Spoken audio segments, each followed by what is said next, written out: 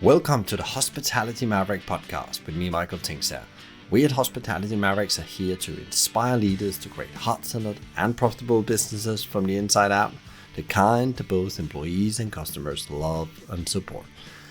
Thanks to BizSimply for sponsoring this episode as our show partner, and BizSimply is the all-in-one HR, workforce management, road and operations software designed and built by hospitality experts to make every shift run like clockwork.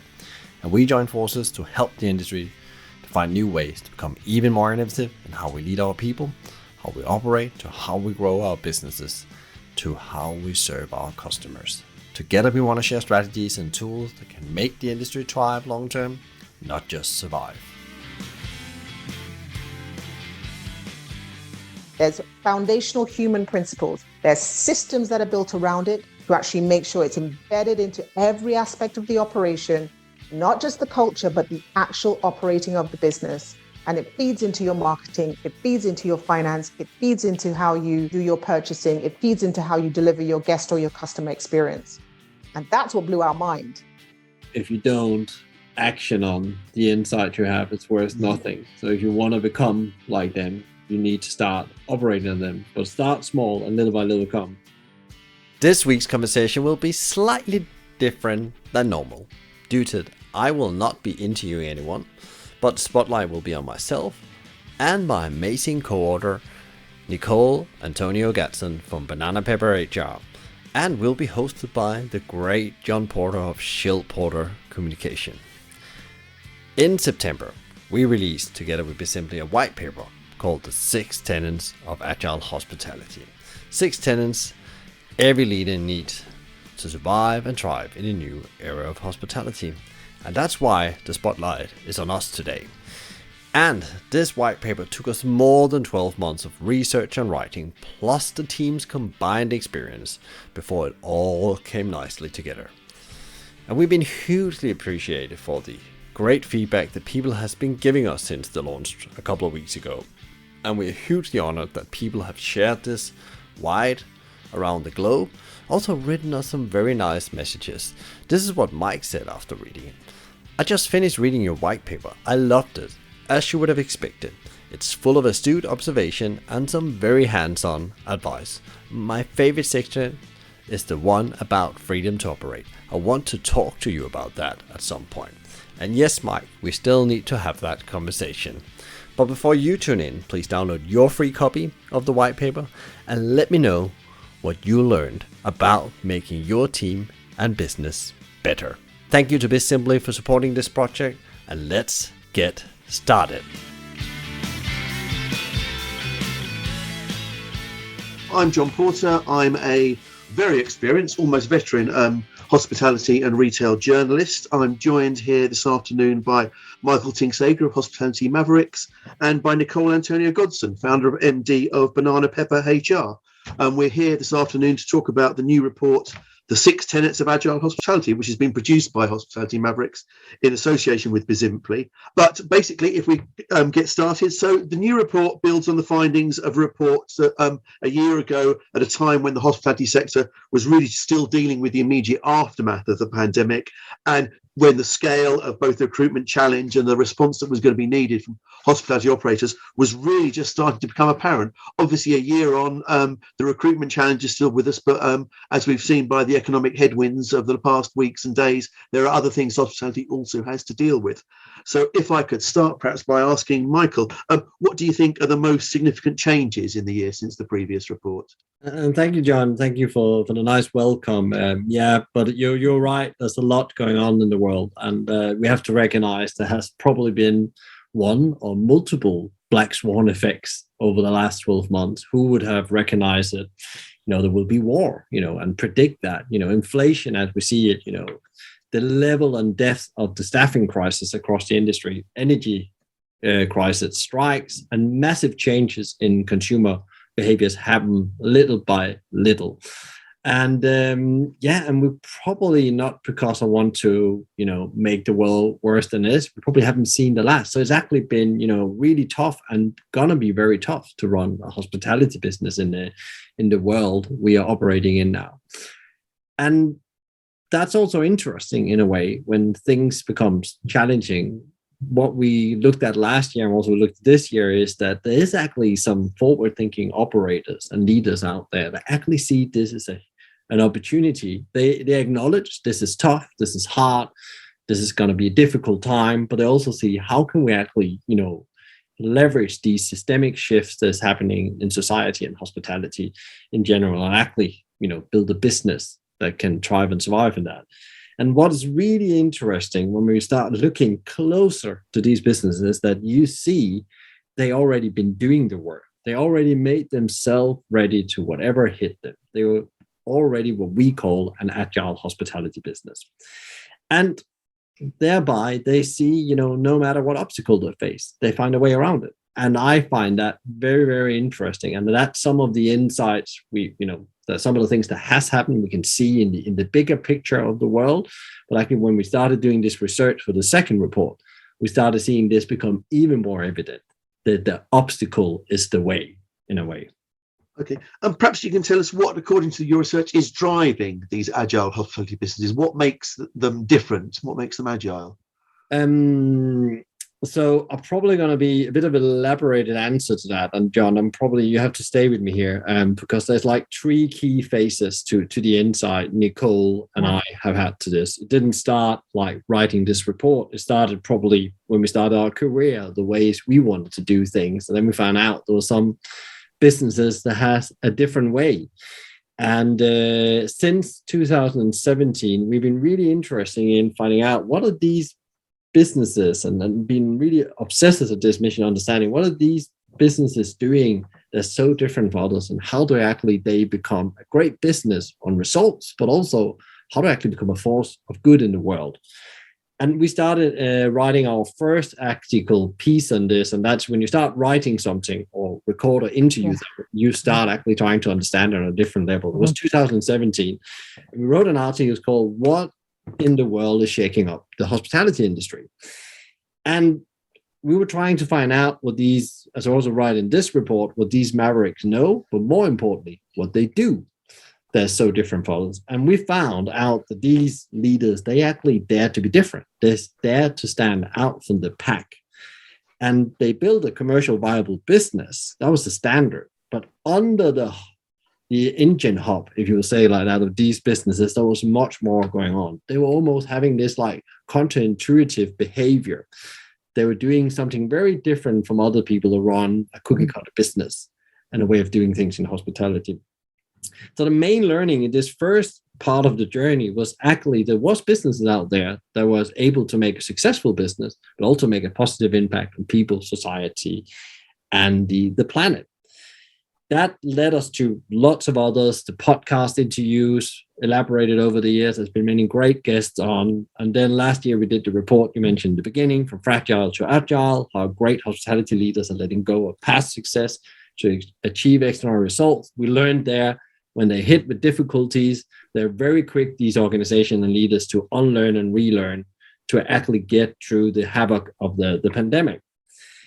That took us on another years of looking into, because what became really interesting and what was requested from after we did last year research was actually, what is actually the key thing that drive these people, and trying to get understanding of this. And actually, as we've been writing this second report, we can see there's like two, you can call them principles, themes, or what you want, coming through that drives this. And actually, we're coming to the 6 tenets in a moment. Actually, a baseline for these 2 tenets to happen is their approach to people. That's one of the things, and that's a people first approach. Nobody that knows hospitality maverick and what we're about wouldn't be surprised about that. But what's really interesting was their approach and mindset around how they use technology to make a more human business. So technology is actually helping making the best out of the human. So how can I actually use technology to do the heavy lifting? So these are the 2 things in our work and what we can see up to now. And that maybe we elaborate as we move forward with this, looking into this different businesses and examples, as you can find in the report, that we find out they do other things. But these are the 2 drivers that feeds the hospitality business. I think other people have said that in the last year or so, that now it's all about people and technology. Okay, that's great. And Nicole, if I can move on to you, but obviously your role puts you right at the kind of front line of dealing with the way that hospitality employers are approaching their people. I mean, looking at one of the stats from the report, the number of operators with a formal people strategy has only increased marginally. It's 28% last year to 33% this year. So what do you think is holding businesses back from addressing these issues, given that that's probably one of the most significant challenges? Okay, so thank you very much for having me. First off, we're going to say a great thank you that there is even a marginal increase. Let's not waste a pandemic, I think is what we need to focus on. Sadly, though, there is this reluctance. And the bottom line is, and this is the work that we've done, and I'm sure those of you who are on the call who will listen to this later on, there is something about the people aspect of the business, of any business, particularly in hospitality, that it's just hard. And as human beings, people run away from what is hard. So often, and particularly in times of crisis, and we've seen it like really amplified throughout the pandemic, when everything was seemingly going like crazy, everything that was sure, the successes of the past were just, you couldn't rely on that anymore. But still what our leaders and operators were doing were relying on the old, the tried and the tested. So they were checking on the numbers. They were looking at the bottom line. They were looking at the supply chain. Where can we make cuts there? They were then re-looking at their marketing. Can we trim there? But what was missed, because it's hard, and as a leader, you're going through it as well, much less your team, running away from the people part. Back to the word that Michael used just as he is teeing us up, counterintuitive. And what was missing is our leader, more of our leaders not taking that counterintuitive approach, which is your gold, your success is actually in your people. And because it's hard, many shy away from it. But you're missing an opportunity which will not only make your business survive, but also thrive. And that build in that agility to be able to weather the storm. It's not your P&L. Yeah, it's not your your marketing plan. It's actually your people, and your culture being agile that you're able to weather the storm. So what we're finding right now is, again, our leaders, but again, you said the reluctance, particularly in the hospitality industry. I specialize in more the hotel side of things, and resorts in luxury areas. But often you've seen, and you guys have all seen it, huge advances in sustainability, in organic produce, in how we can recycle, in the physical plant, in how you operate your suppliers. But that thinking, sadly, has not translated into how can we make our people more agile, sustainable. That's what's holding it back, because it's hard, but that's where the gold is. Sure. And as you say, sometimes it's easy to focus on what feel like easier wins than the people, which can be a challenge. But from your perspective, why did you want to write this white paper with Michael? What did you think was needed?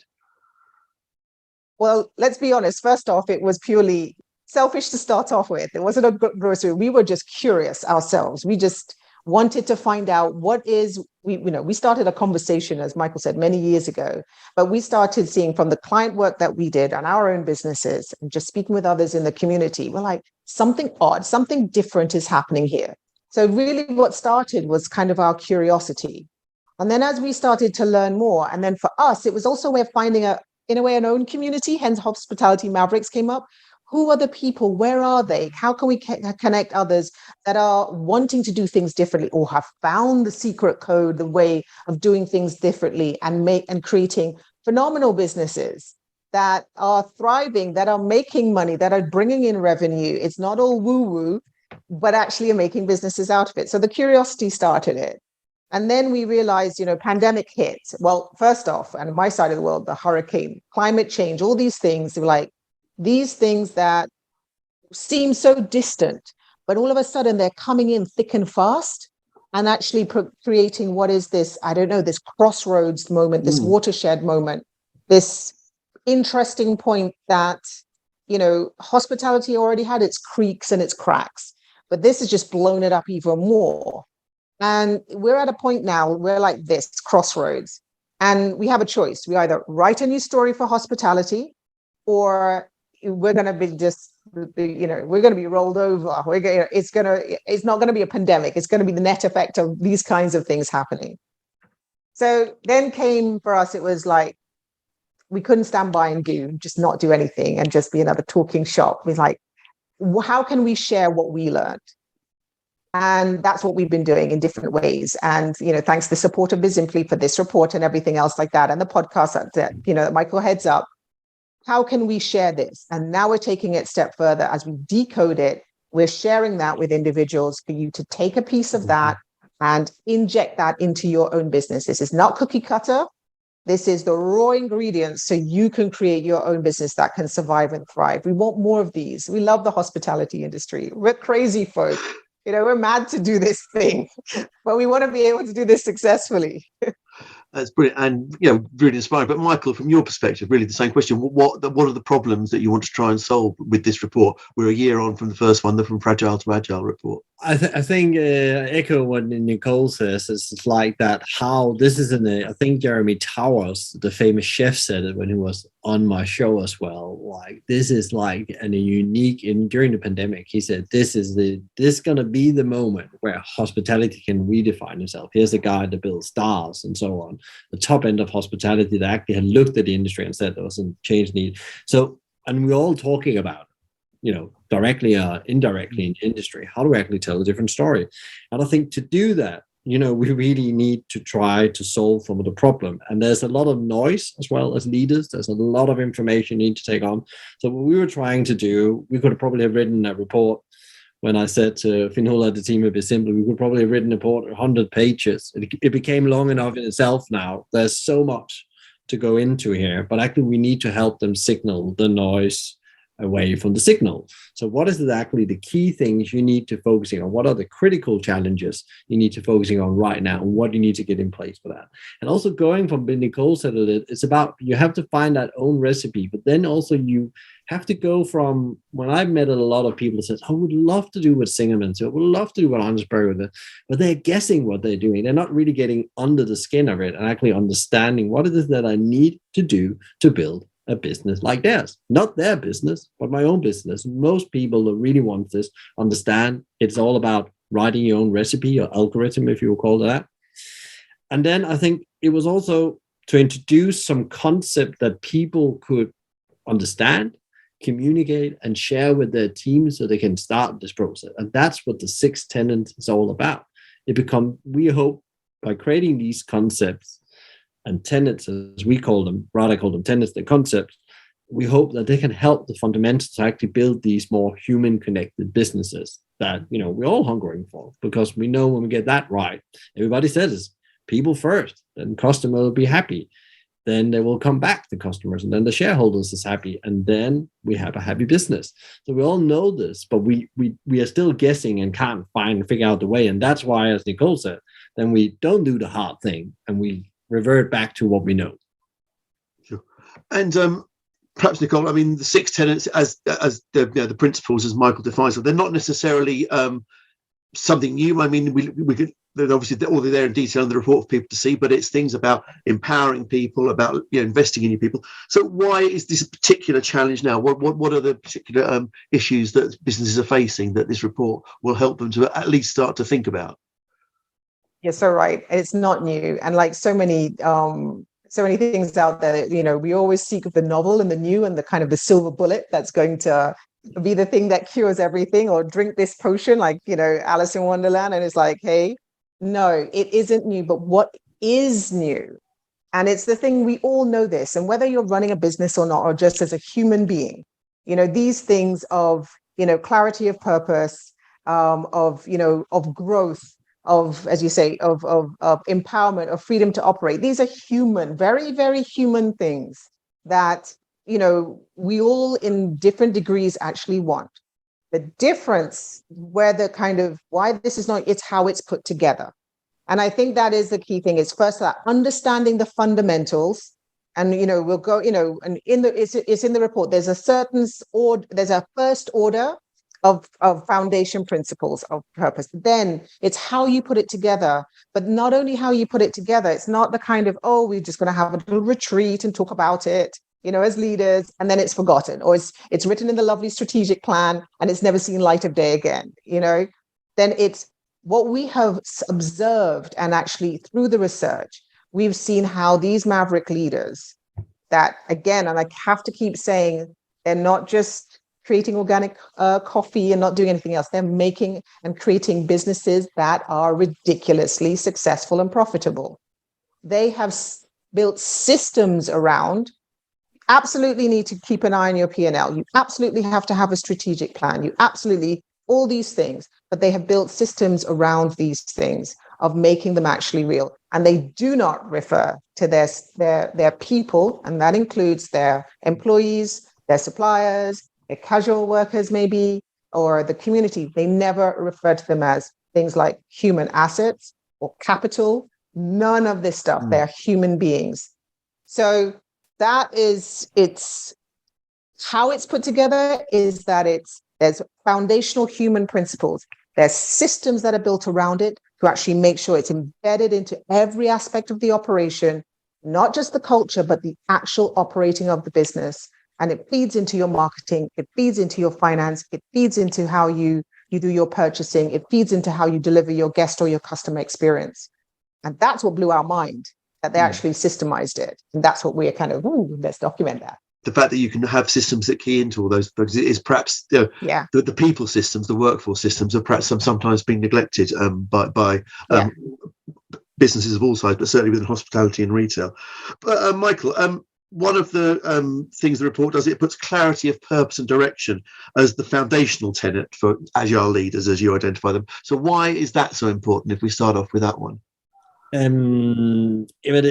That's where everything starts and ends, because I would say, and this is what we've seen when we looked across the 36 leaders we really went deep with, and actually I've been looking at a couple of others where I was preparing for some interviews, and that's where they all start at some level. Doesn't mean they sit down before the business start and write out, here's the big vision, here's the big mission, but exactly it's like an evolution that's happening. And in the report, we are mentioning this excellent example from Singerman. And they are super great of this, absolutely clarity of purpose and vision, but they didn't start out like that 40 years ago. That's been a journey. And they've all been on this journey. But I actually wanted to highlight another story, an interview I did with a guy called David Dressler, who is the co-founder of 10 Degrees in the US. It's a restaurant chain on the west side in California. And that they actually, as three founders, sat down from the outset and says, if we want to build a successful business that has positive impact for everyone that's involved, and that means also financial gains, we can't say we will do this in 3 years, we have 30 restaurants. No, we actually need to sit down and actually start writing out a vision for how the business could look in 10 years. It doesn't mean that everything in that vision they sat down and write came to fruition, but it actually gave them absolutely clarity, and they just kept on working on that clarity, what they call the 10-year plan, as the journey evolved. And that's what is really interesting at these people. And they use that purpose, vision, and clarity of the direction all the way through the business, and thereby they're able to, as Nicole says, build system around it, because they are absolutely clear about what they want to achieve. What is the ultimate goal of us building this business? Is not just to make money. It's making sure that people who can't afford to have food in the local community would have access to this, that we actually create business people instead of just employees. There's so many layers of the purpose often when you start looking into these businesses. And I think what was really interesting when I saw David Dressler, and if you guys read his book or listen to the interview, he tells in the end the 10-year plan of different routes came to fruition in the end. There was 30 restaurants. We were giving back to the community. We were, but we wouldn't have done that if we didn't set that as an intent, and we didn't do that from the outset. I know some of the others have had these intent further down the journey. Ari from Singerman's and Paul Sakano also had. They went 4 years into the business before they started talking about these things. But these things makes easier because you can easier communicate with your stakeholders what your plan is and what you want to achieve. Therefore, people can get around it, and you can get the people, as you're onboarding more people to help to build your business and scale your business, where the systems come in, actually having like a touch point of what is it that this system needs to do for us to achieve our purpose. So everything from purpose, vision, mission, values, beliefs, derived through the systems. And it's interesting how they've had this, I call it the art of business, and been able to implement that into commercial sense. So again, one of the other tenets is growth. If you are very clear about what is enough, When is your business not doing good for you anymore? What growth is healthy? And many of them found out that they need growth to develop their people on the way. So they're not negative against growth. They just see growth as a very different thing than just the shareholders win. Growth has to be the benefit of everyone. So yeah, I think if you don't have that clarity and you're sitting and listening to this, you should go and read that chapter, and just that chapter, listen to the interviews with David and Ari to start off with, and you have a very good start about understanding why this purpose vision is not a retreat thing, as Nicole said. It is actually something you need to consistently develop. And you will find out that it takes Singermans about 2 years to write a 10-year vision with their team. So they start in the leadership team, and then they go out and acid test that vision statement. So they had like 4 big vision statements, a 10-year vision for the business. And funny enough, it's either come to fruition or better again. But they also kept coming back to that. That was our intent. We're not going to change that. Okay, great. Can I add in a point to that? Because I think I want to, Michael and I, there's a secret sauce element that Michael and I add on to that we found as we were just diving into these mavericks. And to the point that you raised and you asked before, it's, there's no different. Well, we've all heard about purpose. I mean, we've had purpose is, if you look in our report, we've written clarity of purpose and direction. And as Michael just said, the purpose, we all know, we've all read the book, it is about that, your higher calling, what is the big picture, your North Star and all that. The interesting part is the direction piece. And this is where the flexibility came in. So yes, everyone's like, oh, I've heard of purpose before. Pay attention to the other part of that, which is, yes, that North Star is fixed. As Michael said, it's a 10-year. It is absolutely fixed, exactly what they want to achieve and how they want to be. Flex and the flexibility and agility, because we're all getting hit, pandemic, hurricane, wars, supply chain, staffing crisis. But the aspect of it that is really key that we were like, whoa, was that direction, that plan part that was super flex, that was so agile and had resilience and everything built in, that's why they're bouncing back and bouncing forward. So pay attention to that part. That's what blew our minds. Let's have a look at the other side of the coin. You've just talked about the report has some fantastic interviews with some great operators, as does the Hospitality Mavericks podcast itself. But what about the leaders that are perhaps slowing down, that are facing the headwinds the industry faces and are finding it very difficult at the moment, or are finding that that perhaps what they're doing isn't necessarily bringing their business forward the way they want it? What mistakes do you see? What are the most common mistakes that you both see? Perhaps Michael, if you go first. Well, I think I talked about it before, and I am guilty of this myself as well, because when you get caught out on the black swan comes and surprise you, because nobody can predict black swans, and that's the interest. I think that's what's happening again, is one after the other. So of course, again, you have to have that foundation, Nicole, talking about flexibility in your organization, or else it's going to hurt a lot if you can't change quickly, or you can adapt with your team. But I think actually, if you take the individual leader and what we as business leader, including myself, and I'm not pointing finger here, exactly, sometimes we get caught up by the being busy doing. And we love that, because then they feel we're doing something. But actually, one of the hardest things, even in your own business, is step out. I just had an experience with it last week where somebody pulled me out of business and said, Michael, are you actually thinking about the value proposition right here? And actually just getting out of your business actually and thinking strategically about your value proposition, whatever it is, your people strategy, and actually spending time on that instead of just doing. We get busy putting out fires, but we need, when the pressure is highest, that's where we need to step back to be able to see the big picture and the potential opportunities within the obstacles. I think that's one thing. And then I think it's still, we struggle as leaders. We would like to be in control. We would like to control the outcome. And we're not accepting that the world has changed permanently and will continue. And the speed of it just goes faster and faster and faster. I think we talked about that 25 years ago when I went to business school. And I have only seen that accelerate in, 10x every year. And then also, I think what Nicole touches about as well, with these companies do really, really well, is they get the best out of their people. They maximize their people's abilities to become the best person they can be in the settings they're in. And I think we sometimes get focusing on they are more resourced, and we actually can get the best out of them and actually use that as a key force in, navigating this, this storm that just continues giving, So I think that's where like, typical mistakes we do as hospitality leaders, because we get caught up in being busy instead of thinking out of the box and actually using our people, and also just live with the change is here and obstacle after obstacle is going to come. Sure. And I mean, Nicole, you must, as you try and match candidates with businesses, get a feel very quickly for which businesses you are doing it right and which ones you're perhaps more reluctant to be putting the best candidates forward to. Yeah, and exactly that.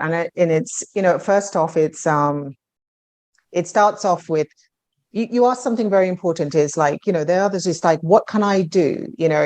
And I think the first thing we hold up our hands and we accept. You can't suddenly do wholesale, I'm suddenly going to wake up and be agile and create this maverick business. No, we understand that. The only way that can happen is if you are in a startup situation or an opening and you get that golden chance when it's like a clean slate. So what we're saying, to your point, it is your people. Bear with me here. Oh gosh, our people. Your people absolutely are your point of difference and your point of survival and your point of thriving.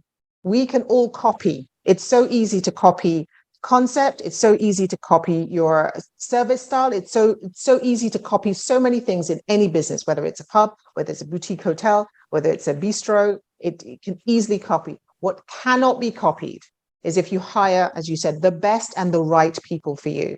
And back to the points of it being absolutely clear, not just in your purpose, but in what you stand for and your values. That is the way, by focusing, there's certain things we're not recommending a radical wholesale. We're never going to recruit anymore. Of course, you still have to recruit. The difference, as Michael was saying, it is two things change. What we're doing, we still have to do. We still have to hire, we still have to train, we still have to discipline, we still have to do all these things. But it's the intent and your belief. Do you genuinely believe that your people and care about your people? It is a shocker how many hospitality operators are running a hospital and they do not, they don't want to be in hospitality and they really don't like people. They are brilliant technicians, but they really don't care for people. They don't care for delighting the customer and making magic and, turning a problem when the customer's complaining into something else. Like, no interest in that. We've starting to decode ways how you can hire those kind of people. But there's also, it's not just the intent, it is the how you do it needs to be different as well. And, relying on the old way of those, interviewing, recruitment is a nice, easy one. Can you give me an example of when you led a team? Everybody can download those off Google and game the system. How can you do that differently? That is absolutely in tune with your culture, your values, your purpose, who you are as a leader, the kind of business that you've probably been dreaming that you want to set up. One quick example, I'm conscious of everyone's time. Carlisle Bay, opening 2002 into 2003. It is was the sister hotel of One Aldwych in London. Gordon Campbell Gray is now under completely new management and ownership. Everyone said to this gentleman, there's no way you can open that kind of luxury, barefoot chic, this new concept in the Caribbean. Just can't pull it off. Maverick. So he said, yeah. There's a couple of things that he did. Absolutely marketing-led.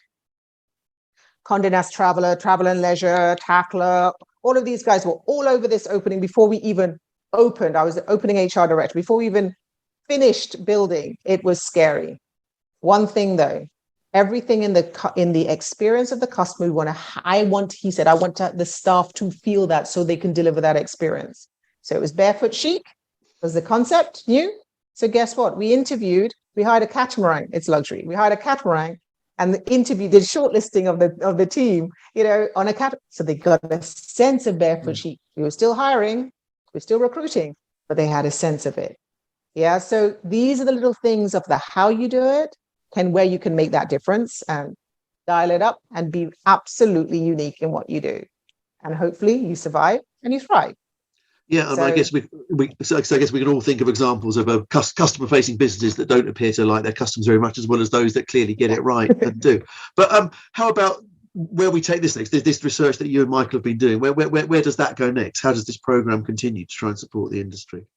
Okay, I'm going to do a short term. This is a request for Michael and I, and then we can do a bigger picture. Anyone listening, either now, or you reading the report separately, or later on, we ask you that after you've read the report, within 24 hours, we have popped in there we opened our vaults of our very best, just maverick questions, truth-seeking questions, not your usual, for you to really help look at your business and look for opportunities of how you can take a little bit of that maverickness. You might not do wholesale, and nobody has the bandwidth right now, but where you can make those little changes within 24 hours as a leader, as an operator, answer those questions. Start, as Michael said, with purpose, clarity of purpose and direction. Answer those leader questions and then go through. Then we say, please, within 48 hours of that, share it with your team and get their input. That is the only way. It's not going to stick on your inbox, the report, another one. You'll get so many. It's not going to sit with your notes that you haven't shared it. Share it with your team and get their input. Start that writing your news story, and then pick one small thing out of that list that you can actually implement immediately. And then as you plan, we're heading into planning season, strategic planning season for 2023, and then what you can do from there. The bigger picture stuff, we've got stuff cooking up. I'm going to hand over to Michael. So other stuff that we can. Well, thank you. Right, Michael, let's pick that up then. So where does the hospitality community go next? Where do they find more guidance and resources beyond this report, beyond the examples that they can find on the Hospitality Mavericks podcasts to help them survive and thrive in this new era of hospitality, which is not going away? I mean, as we know, the storms keep coming. So what should people be doing? Where do they look for support? Well, I think Nicole had just underlined, I'll just reinforce that, if you don't action on the insight you have, it's worth nothing. So if you want to become like them, you need to start operating on them, but start small and little by little come. And of course, there will be more interviews, as you say, on the Maverick. We'll share more things on the blog as well. There is already a curated reading list for the people who really want to go deep into some of the thinking on the Hospitality Mavericks website. And there's also interviews that's been transcribed. Some of these interviews transcribed. You can also find that, if you would rather prefer to read some of that than listen to it. And then, of course, there's the weekly newsletter where we put stuff in every week where we get inspired from as we are looking at these people. And then also we will continue the journey. So I will say, what's the space? And also reach out to, and you say, I really want to know more about that thing. There's already somebody that's on that. A stake in the outcome, Michael. Can you tell us more about that? Can you guide me in direction where I should learn more of that? Because that was where they were after they read the report. So there is people already, there is on this journey, there is just trying to connect the dots.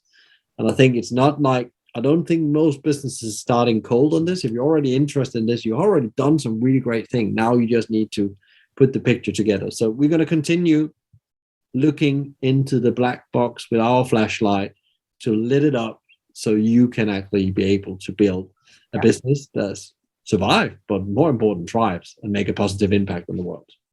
Okay, great, thanks. Well, I think we've got a few more minutes, so I'll just, as we wind up, just ask a couple of questions that did come in. One of the things, the report calls for giving employees more of a stake in the outcome of the business, which I think is something that can sometimes make employers very nervous. Is that just about equity, or is there more to that than merely simply having a financial stake in the business, I suppose? Oh, you picked a real. That one is the one that strikes me. It is. I think it's very easy to say a stake in the business, isn't it? Yeah. And we say first off is calm down. That is one way, and not necessarily in hospitality. There are other businesses, such as John Lewis, Peter Jones in the UK, where the employees are actually, shareholders or associates. BMW, I think, has that. So that is one way. But what we're saying also, that stake in the outcome is, again, that intent, is that how you look at your people and your people plan and strategy, that they feel, you put systems in place that they feel that they actually have a say in the business, and also can actually, and they're not having to wait for just to be a supervisor or a manager. They actually have a say in the business. And that comes down to many things. And I know, Michael, there's a favorite system that Michael likes. I'll let him say what that is. But just even in terms of something as simple as the way you communicate with your employees, that it's not just a case of down from the top and it's explained to them, and this is exactly what we're doing, and then you must go ahead. At the end of the day, whether many operators, we often know that the real, getting a real sense of what is going right in your business and what is going wrong in your business is not from your employee engagement survey or your customer survey. That's important. But what it is those individuals who are on the front line delivering that experience, and they see where the cracks are. Depending on how they feel, if they feel connected to your purpose in your business and they feel valued, they'll tell you about those things or they won't. You want them to have created a space and a culture that they will tell you where the cracks are so you can do something about it. So that's one thing from my side. Yeah, and I think I want to add to that. So actually what a stake in the outcome is, and what's starting to come clear to me is like also an ownership mentality, that actually I am part of this tribe, and actually what I say, bring up, actually is going to be used. And actually the funny thing when you start looking at these businesses that they don't, I think I said earlier, they don't perceive these people as employees. They want to make them to business people. And thereby you give people transferable skill if you learn them how to run business. And I can take my own example. It's always bad to take your own example, but I worked in an organization called McDonald's for 12 years. It was because they were able to transform me into learn something about business. I have no doubt today. I understand totally why I stayed on. And had some great bosses as well that always help. But the main thing was I was always developing into a better business. When you look at across these Singerman's, restaurant group farmers, you can take them all. They are focusing on how to learn their people. And then Nicole mentioned I'm a system I'm a very big fan of. I haven't got my head around totally because I'm also on a learning journey, but it's called open book management. And that's where you open the books for the people. So to certain degrees, all have different levels. And we interviewed David from Neil's Yard Dairy in a conversation where he told how they open up quite radical. Sean Askinosi opened up even more radical to suppliers as well, and actually share financial information so we can make better decisions in the front line.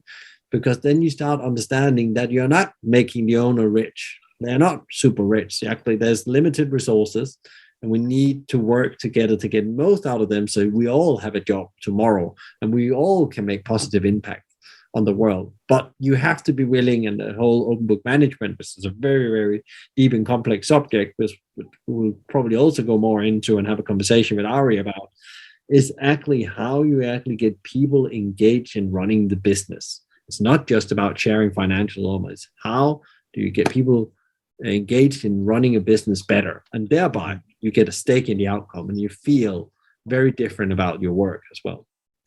Okay, sure. Okay, just as we wind up then, if I could, obviously we know that our listeners will be going away and downloading the report and digesting it in great detail. But for those who are very busy, if they can just take one takeaway, one thing to put at the top of their to-do list after hearing us today, what would it be, Michael, from you? If you need to be inspired if this works, go and listen to and put the speed of the audio on 1.5. And if you think it's very interesting, slow down again to me talking with Ari from Singerman's. There's 2 interviews. Both of them could be very good, especially interview number 1.